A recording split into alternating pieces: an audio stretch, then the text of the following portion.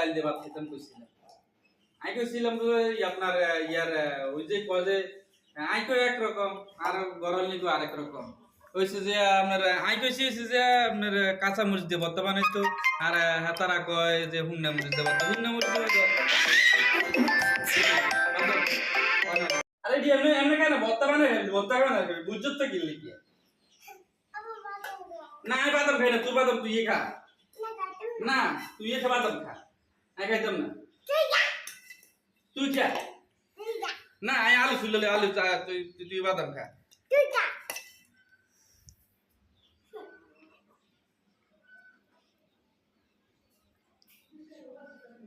বাদাম খা